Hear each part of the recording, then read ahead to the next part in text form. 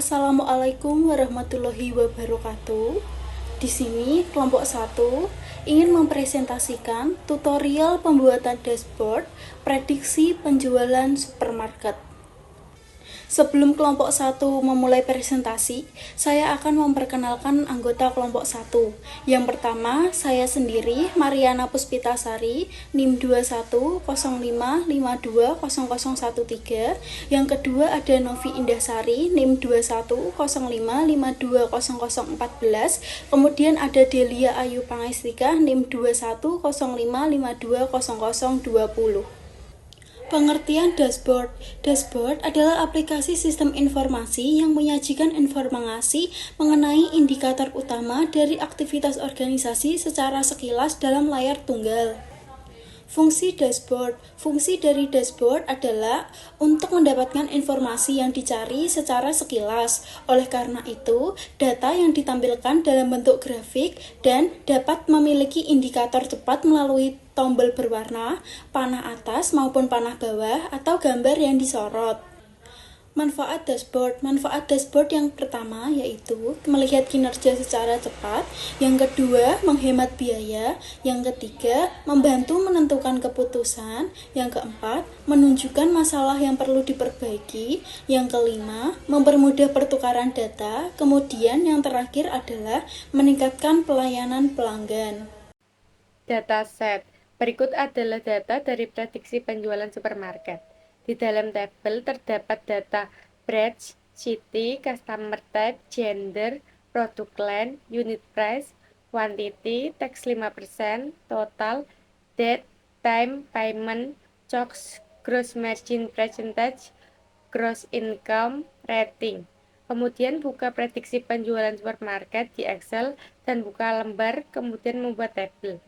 Pilih data pada lembar, dan kemudian klik pada tab dan sisipkan.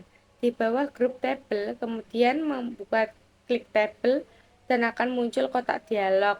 Dan cara alternatifnya yaitu menggunakan pintasan atau CTRL+T. Setelah memilih rentang, lanjutkan mengerjakan lembar dan membuat tabel dari prediksi penjualan supermarket. Untuk melihat nama tabel yang baru dibuat yaitu menggunakan klik sel manapun pada tabel untuk mengaktifkan tab dan alat tab di pita atas. Kemudian di bawah tab atau alat tabel, klik desain di kotak nama tabel di bawah grup properti. Ganti nama tabel menjadi penjualan dan tekan enter. Key value pivot. Untuk membuat pivot table, langkah-langkahnya yaitu 1. Gambar berikut menunjukkan tombol insert ribbon dari pivot chart. Yang kedua, baris dan kolom di bidang syarat pada bagian yang sudah disesuaikan dengan bidang tabel pivot. Kemudian berikut ini adalah contohnya, yaitu ada menciptakan data di grafik, kemudian menambahkan produk untuk melengkapi, dan ada juga lihat juga jumlah untuk memberikan nilai dan data pada grafik.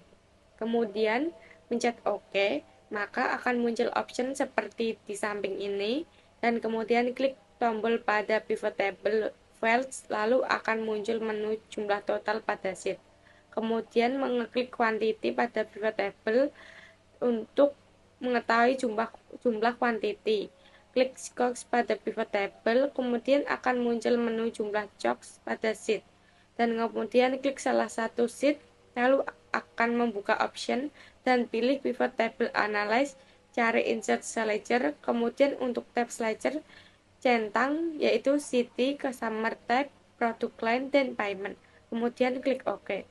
Setelah klik OK, maka akan membuat slicer seperti gambar di samping ini. Setelah insert slicer, maka lakukan langkah yang sama seperti tadi, non-pivot. Klik data dan chunks pada pivot table fields, lalu akan muncul jumlah chunks per bulan seperti gambar berikut. Blok semua data, lalu buka sheet cells by pivot, kemudian klik menu insert, lalu pilih pivot table, kemudian klik OK. Setelah membuat pivot table, pastikan telah memilih atau meng-highlight tabel, kemudian klik tombol komando pivot chart di insert ribbon, seperti yang ditunjukkan di gambar di samping ini. Cells by pivot. Masukkan produk line pada row dan sum of chunks pada value, kemudian akan muncul data seperti berikut. Nah, setelah membuat pivot table, pastikan telah memilih atau meng-highlight table. Kemudian di ribbon yang dimasukkan, klik tombol komando pivot chart seperti yang ditunjukkan dalam gambar berikut. Payment P-Pivot. Setelah membuat pivot table, pastikan telah memilih atau meng-highlight table. Kemudian, di ribbon yang dimasukkan, klik tombol komando pivot chart. Lalu, pada sheet rating, masukkan city pada rows dan sum of rating pada value. Kemudian akan muncul tampilan seperti yang ada di gambar. Lalu, rating P-Pivot. Pertama, masukkan kota dan kemudian masukkan total nilai rating. Kemudian, nilai total rating diganti dengan average yang ditunjukkan dalam gambar dan kemudian tampilan seperti akan muncul. Setelah membuat pivot table, pastikan telah memilih atau meng-highlight table. Kemudian, di ribbon yang dimasukkan, klik tombol komando pivot chart. Kita akan membuat dashboard setelah menyelesaikan pivot table. Pertama-tama, kita membuat kerangka dashboard seperti pada gambar di bawah ini. Kemudian, memasukkan total sales, product sold, total sales minus tax, dan average rating dari sheet key value pivot. Setelah membuat kerangka dashboard, selin slicer dari sheet key value pivot ke sheet dashboard. Lalu setelah slicer telah disalin, selanjutnya salin timeline pada sheet key value pivot di sheet dashboard. Salin chart dari sheet mount pivot ke sheet dashboard. Setelah itu, salin chart pada sheet pay pivot ke sheet dashboard seperti pada gambar. Lalu salin chart P pada sheet payment pivot ke sheet dashboard. Kemudian setelah menyalin chart P, kita lanjut menyalin chart bar pada sheet rating pivot ke sheet dashboard. Kesimpulan.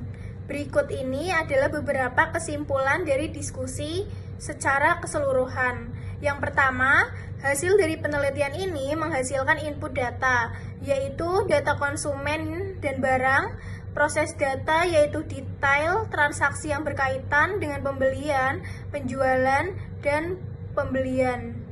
Lalu yang kedua, orang yang melakukan penelitian ini dapat mengakses input, proses, dan output dengan mengklik tombol ya. Sekian presentasi dari kelompok 1, kurang lebihnya mohon maaf. Terima kasih. Wassalamualaikum warahmatullahi wabarakatuh.